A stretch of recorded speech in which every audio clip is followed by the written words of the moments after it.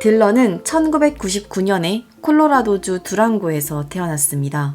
그의 부모님은 딜런이 8살이 되던 2007년에 이혼을 했죠.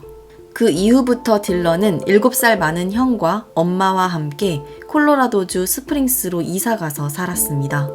딜런의 아빠 마크는 면접 교섭권이 있었기 때문에 딜런은 형과 함께 가끔씩 아빠를 만나러 갔었죠.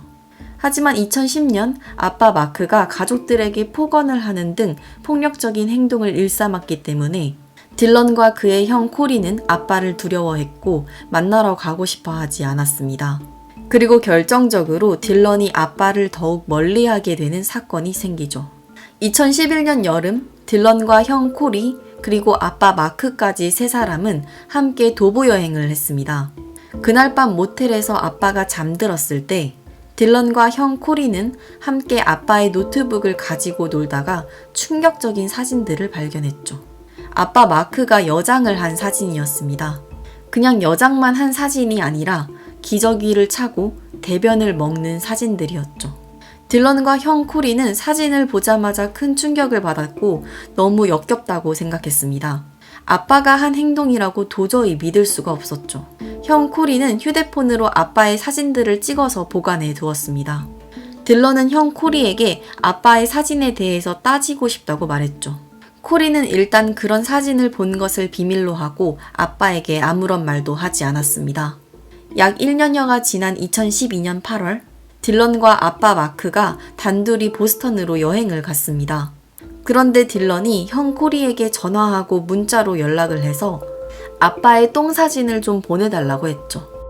아마도 딜런이 그 사진을 본 것에 대해서 아빠에게 이야기하고 싸우는 중인 것 같았습니다. 코리는 둘이 심하게 싸울까봐 걱정이 되어서 딜런의 문자에 답장하지 않았죠. 그리고 다음날 아빠에게 문자로 아빠의 사진들을 봤다고 말하며 작년에 휴대전화로 찍은 그 사진들을 보냈습니다. 아빠 마크에게 답장은 없었죠. 그리고 그 이후로 딜런은 아빠 마크에게 어떻게 그런 사진을 찍을 수 있냐고 여러 차례 싸우고 말다툼을 했고 둘의 사이는 더욱 나빠졌습니다. 아빠네 집에 자주 방문하지는 않았지만 법적으로 정해진 면접 교섭권 때문에 반드시 방문해야 하는 날이면 밖으로 나가 친구들과 시간을 보내고 가급적 아빠와 시간을 보내지 않으려고 했습니다. 2012년 11월 18일 딜런은 추수감사절을 맞아 아빠의 집을 방문했습니다. 20살이 되어 법적으로 성인이 된 형은 가지 않았죠. 딜런은 엄마에게 아빠를 만나고 싶지 않고 같이 있는 것이 두렵다고 말했습니다.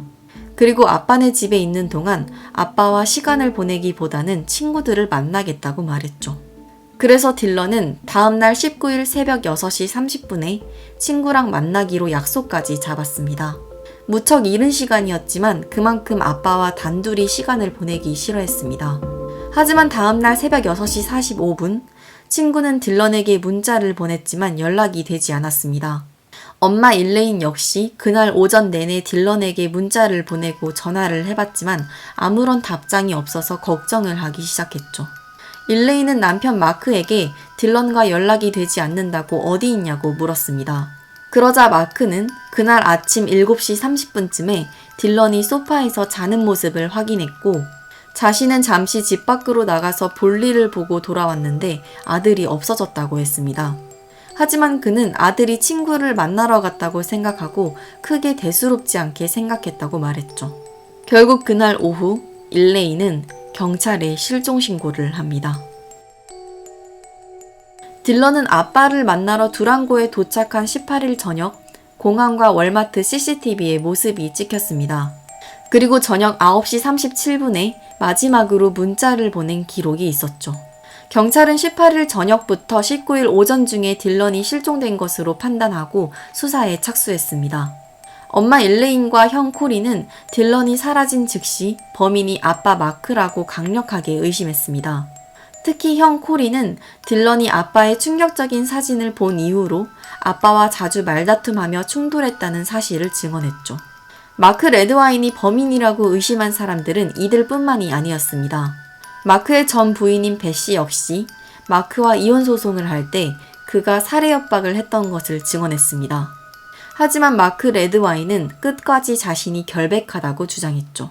13살 소년이 실종된 사실은 즉시 뉴스로 보도되면서 큰 화제가 되었고 대규모 수색대가 결성되어서 지역을 수색했습니다. 딜런은 새벽에 친구를 만나기로 약속까지 되어 있었기 때문에 경찰은 딜런이 가출을 한 것은 아니라고 판단했죠.